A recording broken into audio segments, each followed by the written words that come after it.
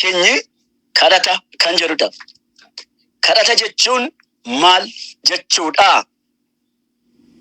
Tokko tuqaa tokkonne jalqaba irratti tokko kadhata, tokko tuqaa tokkonne kadhata jechuun maal jechuudha? Kadhata jechuun Waaqayyo waliin dudubbachuu, isa kabajuu, isaaf bitamuu, yaada garaa guutuudhaan isa dhaggeeffachuu, isa faarfachuu, gocha isaa hundumaaf garaa guutuudhaan Waaqayyoon galateeffachuu jechuudha. Karaa biraa immoo kadhanni hafuura qulqulluu wajjin tokkummaa qabaachuu jechuudha.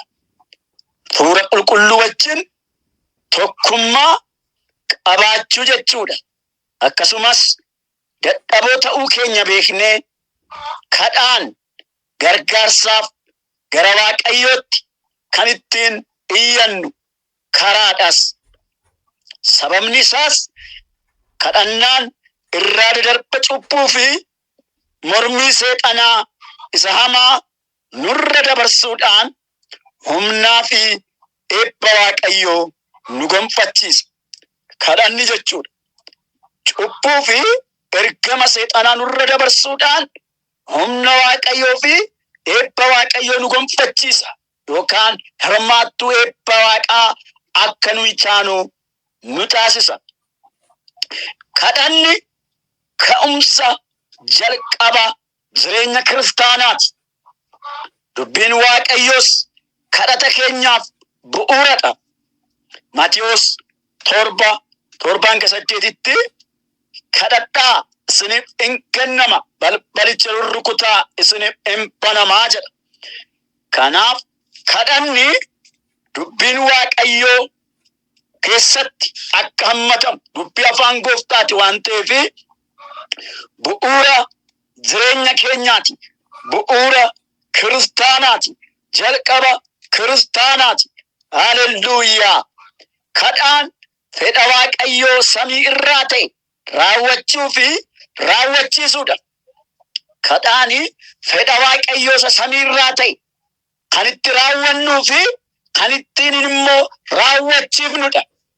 Tokko ofii keenya raawwachiifna hin kadhanna, lammaffaa immoo dhaloonni akka kadhatan, dhaloonni kadhannaatti akka deddeebi'an, dhaloonni kadhannaatti akka jiraatan, dhaloonni dubbii Waaqayyootiin fuula Waaqayyoo turuu akka danda'aniif hin raawwannaa, akkasumas hin raawwachiifnaa jechuudha. Maarqos 6:9-13 irra kan jiru ilaalaa. Kadhanni Waaqayyo wajjiniin yaada garaa ofii ittiin mul'isanii mariisisuu yookaan dudubbachuudha. Kadhata jechuun Waaqayyo wajjiniin yaada garaa ofii mul'isanii kan ittiin mariisisnu, yaada garaa keenya jechuudha, yaada laphee keenya jechuudha. Fuula Waaqayyootti mul'isnee Waaqayyoon kan ittiin mariisisnu yookaan Waaqayyo wajjiniin kan ittiin dudubbannudha.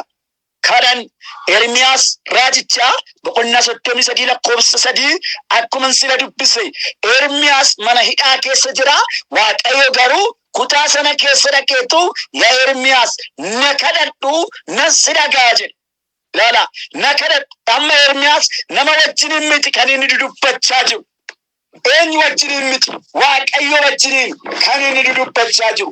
Waaqayyotu isa wajjiniin haasaa jira. Waaqayyotu isa wajjiniin dudubbataa jira. Kanaaf kadhata jechuun Waaqayyo wajjiniin yaada garaa keenya, yaada laphee keenya kan isa mariisifnu, kan wajjiniin dudubbannu jechuudha. Kanaaf kadhanni jireenya kiristaanaa keessatti iddoo olaanaa qaba.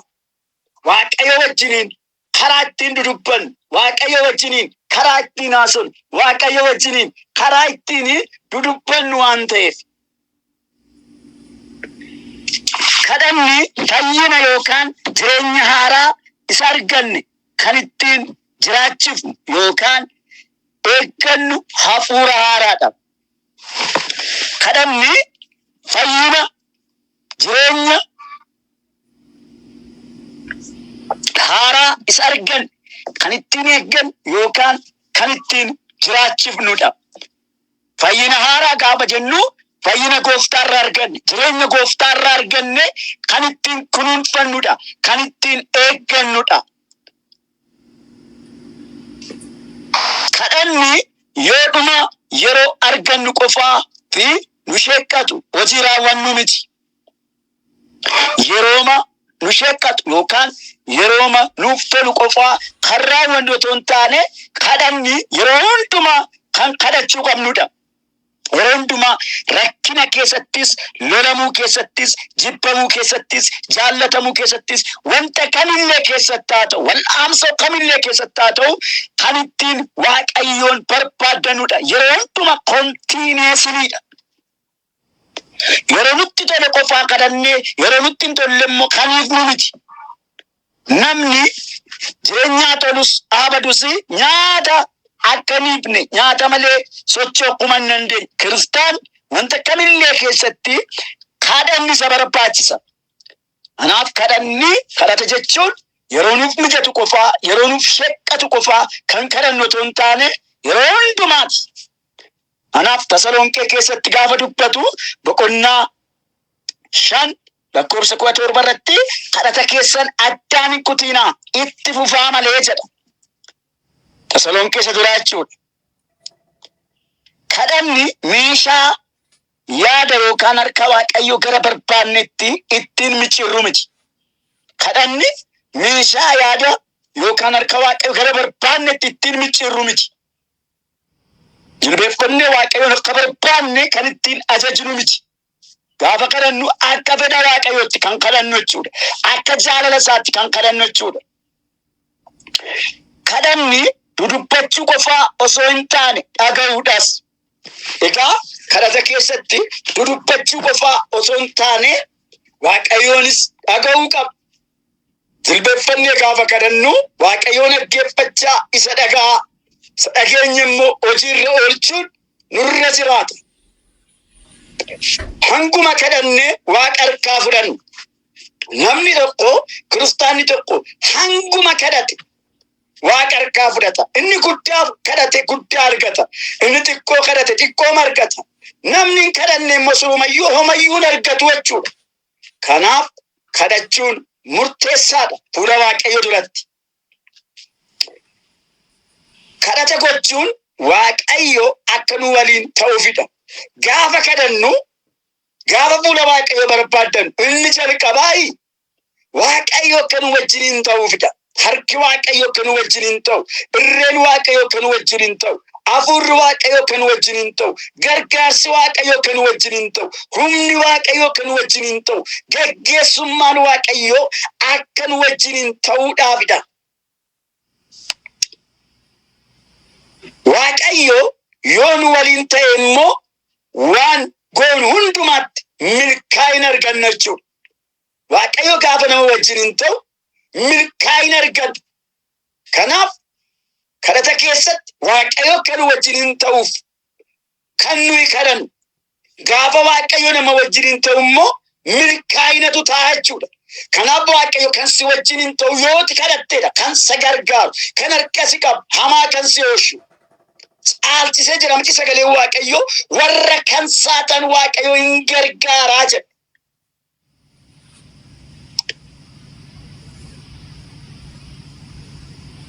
Waaqayyo gaafa nama wajjiniin ta'u milkaa'inatu ta'a, geeddarumsatu ta'a, haaromsatu ta'a, fayyinatu ta'a, moo'ichatu ta'a. Kanaaf kadhataan milkaa'inni argama. Namni kadhatu tokko milkaa'ina qaba. Namni kadhatu tokko moo'icha qaba, moo'icha argata. Kadhataan milkaa'inni argama, moomsi argama, humni argama. Kadhataan araarri argama, kadhataan fayyinni argama, kadhataan eebbi argama, kadhataan abaarsi bara dheeraa jireenya keenya irraa hin caba. Kadhataan hiikumsatu argama, kadhataan hojii diinaatu diigama. Akkasumas illee kadhataan fedha Waaqayyoo karaa ittiin hubachuu dandeenyudha.